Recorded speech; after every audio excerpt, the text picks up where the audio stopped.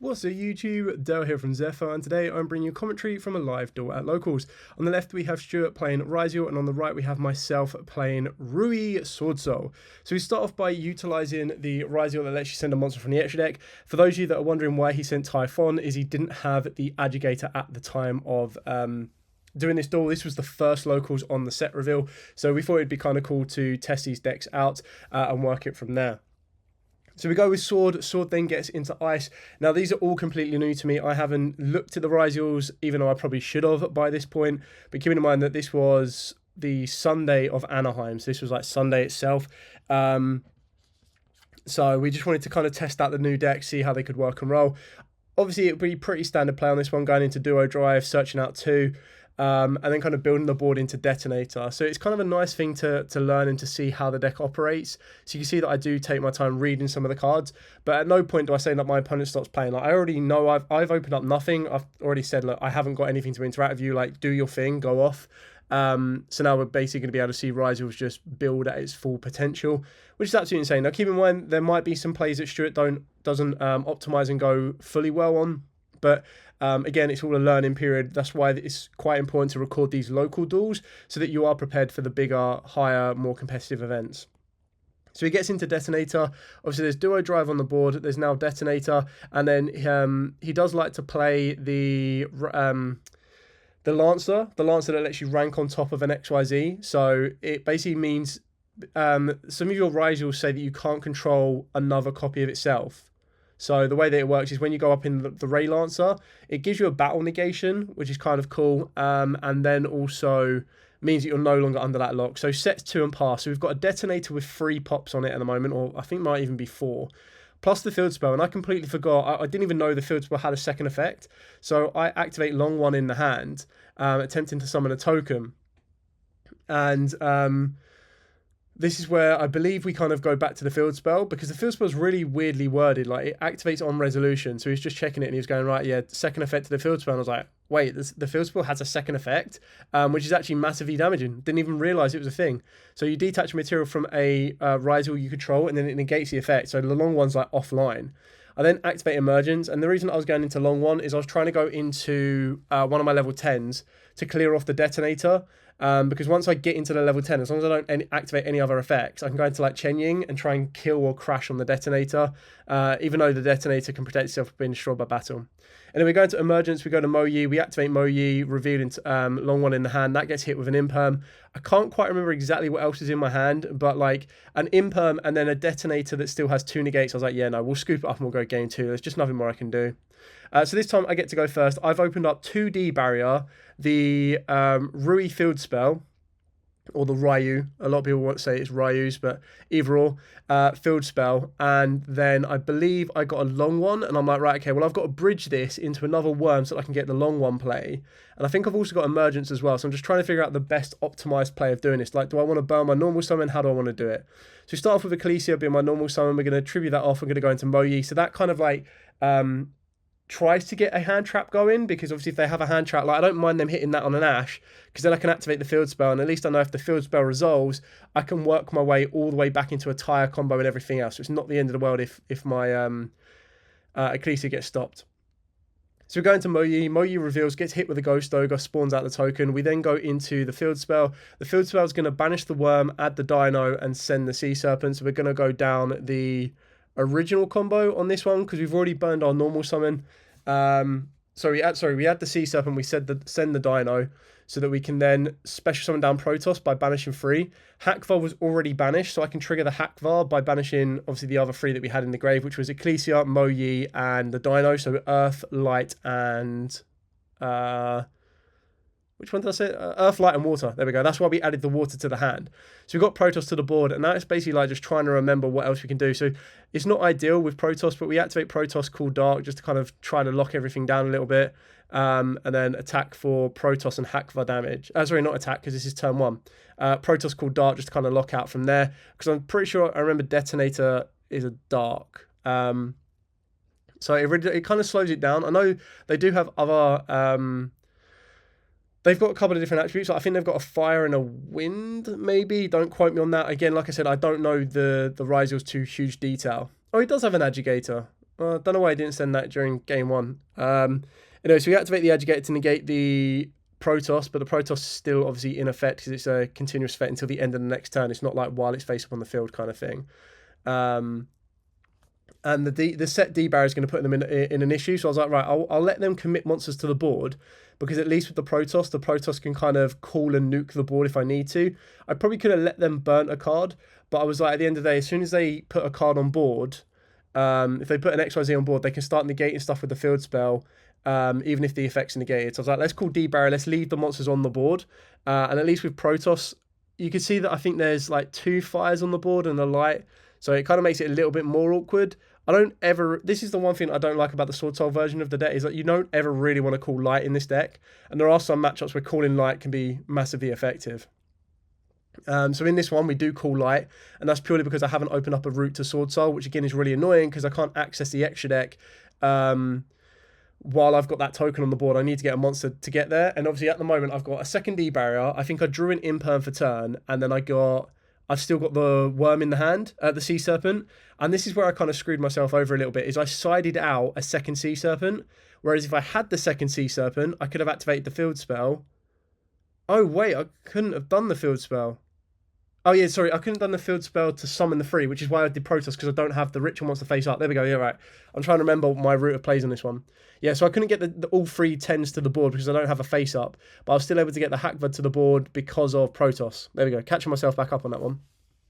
But I still kind of screwed myself, because if I had had the second Sea Serpent, I could have activated the field spell to add a worm, banish the second Sea Serpent, and then send the Dino. And then I would have had the worm in the hand, which would have been my Swordsoul monster, and then I could have built my board off the back of that. So that was the big issue. Anyway, we normal summon Moyi on this one. Again, annoyingly, I don't have another worm in the hand to reveal, so we are literally just going to use Moyi and the token to get into Yugioh now that I'm no longer light locked. Yugioh, of course, I'll use Moyi, attempt to draw. Yugioh is going to attempt to search. And the idea off the back of Yugioh is I can search into something like a Blackout or an Emergence and build my board going from there. Just trying to see what they've used there. So he's attempt to Ghost Ogre, and I said I went Chain Link 1 Yugioh, Chain Link 2 Moyi, so you can't Ghost Ogre that. So it is literally just imperm the Yugioh, and then I get the random draw. So he call buys the Moyi, which is brutal. And then the Yugioh gets impermed, and I'm like, bro, double hit me on that one. And annoyingly, there's not enough. Is this enough for damage? It's 3,000, 2,5, and 2,8. 3, 4, 5, 6, 7. It should be enough a game.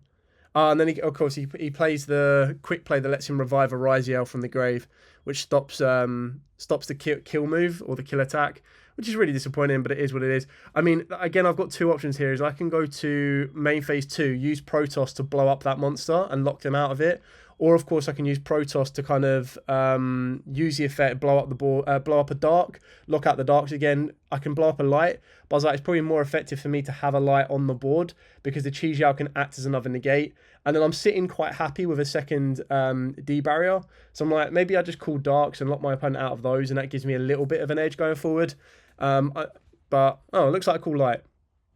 And then it attempts to Ghost Ogre the Protoss, but Protoss obviously can't be destroyed by card effect. So again, this is just trying to remember like the different clauses on Protoss. So we're going to normal summon down the sword. I'm feeling relatively comfortable here because I do have that second D barrier that my opponent doesn't know about. And I'm trying to hold that back until I absolutely have to use it, because I feel that it's, in my opinion, it's a turn skip for them. So I'm letting them commit enough monsters in attack mode so that even if I hit them with a D barrier, it would then mean that I can at least get enough damage on the board. Like if they knew about a D barrier, then I'll start special summoning stuff in defense and being a little bit more defensive about it, which doesn't help me. Of course, the more different attribute or the more same attributes they put on the board, the more effective my Protoss will be to try and nuke the board and go off of there. I do apologise for the glare. We tried to do it in, again, a different... It's a venue that you can't control the lights on, unfortunately. It is literally just a camera with a tripod. So you've got to be a little bit more conservative on that one. Now, this is a little bit risky because if they do go into a rank 4 now... they get that rank 4. So if they went to Duo Drive, of course I could activate D-Barrier, which would negate, but they're locked out of lights. So I'm pretty sure Detonator, if I remember rightly, is a light. I can't remember if Duo Drive is a light as well. Maybe I'll quickly Google it while we're building this up. But yeah, I can't Ryzeal Duo Drive. I'm trying to remember all the attributes because they definitely do have a couple of different attributes available to them.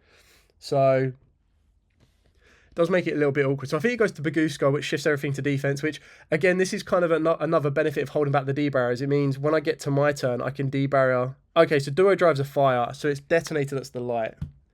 We activate Impelm on the Baguska, which means, obviously, its effects are negated, which gives me the ability to go Protoss to get rid of it, and then this lets me switch in for the OTK. So Protoss, Call Earth, get rid of the Baguska. Obviously, it's not going to defend as much, but it stops that happening.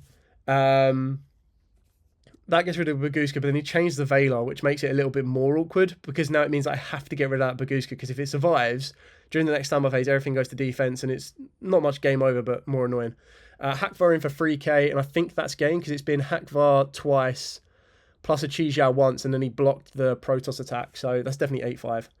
Cool, so now we're going to move into game 3. Time is getting relatively close on this one. Like, we've still got a decent chunk of time in game 3, so it's not like burn territory yet.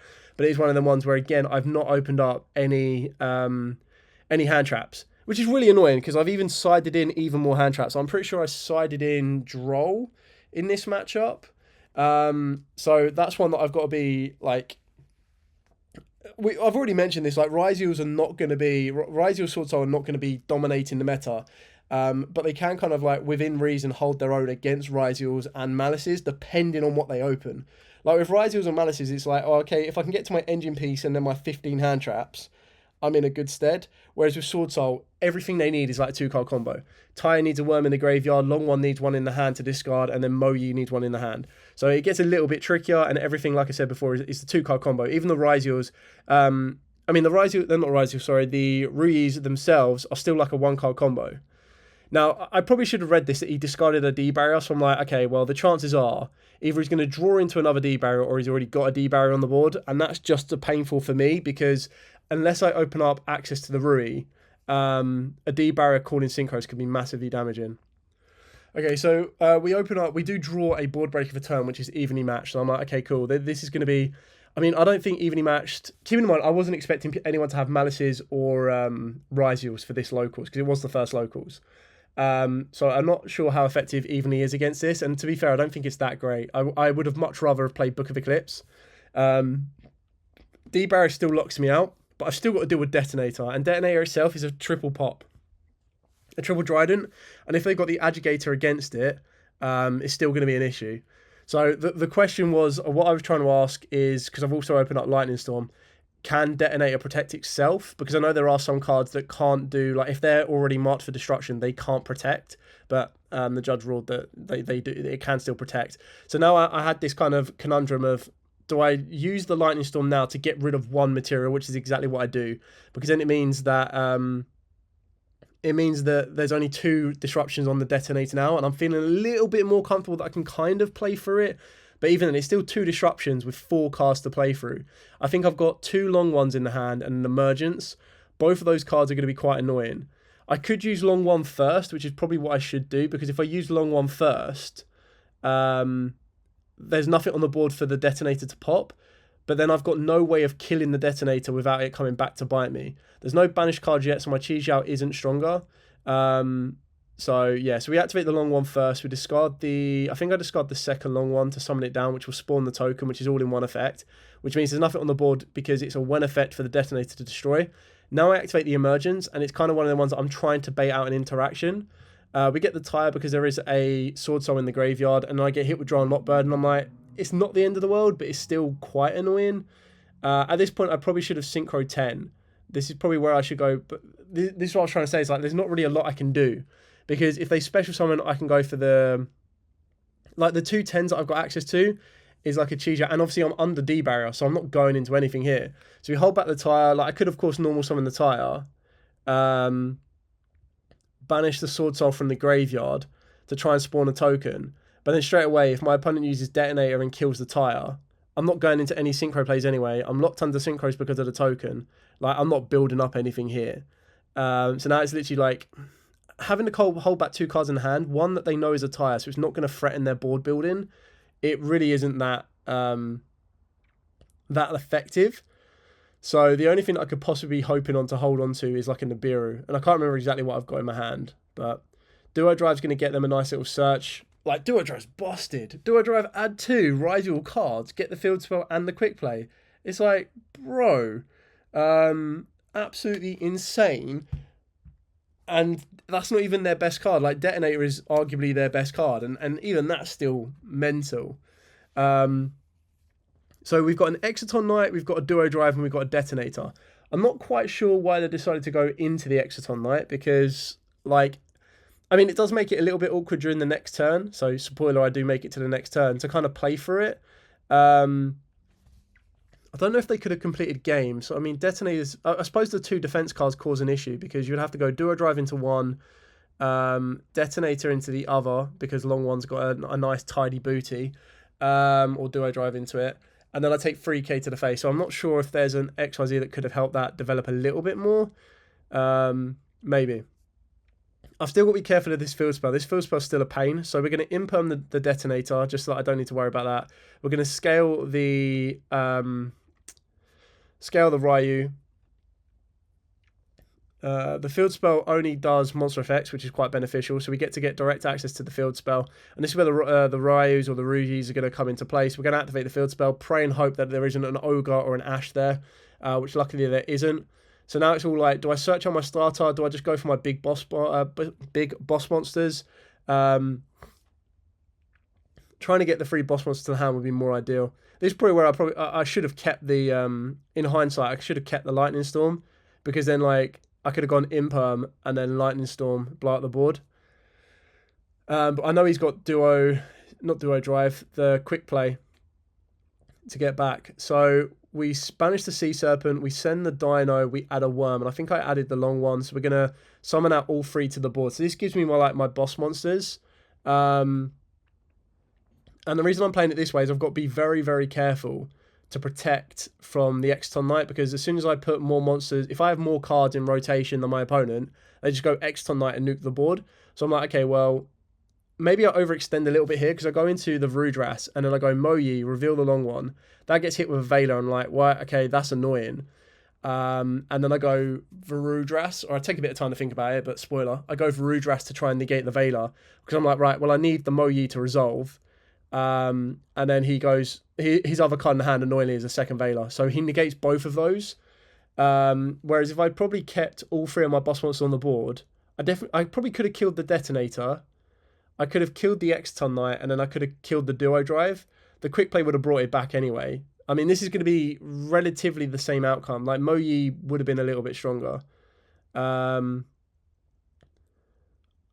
suppose that would have been the threat, though. Is if I kept the 3 boss monsters on the board, that would have been the better way of doing it. If I kept the 3 boss monsters on board, I would have attacked all 3, but then I would have lost one of my monsters to try and summon. But the idea here is, when I kill the Exciton Knight, I triggered the Mastava effect in the extra deck, and then he activates the field spell. And I was like, can the field spell negate in the damage step? Again, we check it with the judge. And because of the wording of the field spell where it negates the resolution, like after resolution, it negates it, it's technically not in the damage step. And I'm like, oh, okay. So that kind of stopped the plan, because the idea was kill one, bring back the Mastava, killing the one that just attacked. The Mastava could then kill the Detonator. The Varudras could then kill the Duo Drive, and then Moyi goes in direct. The other issue of having the Varudras negated is kind of sucks. Like, maybe if I just let that Veiler go through, I could have gone to the battle phase. And then time gets called anyway, and I was down on life points. Big sad. Anyway, thanks so much for watching. Don't forget to like, comment, subscribe, share. Till next time, as absolutely always, stay safe, and of course, happy dueling.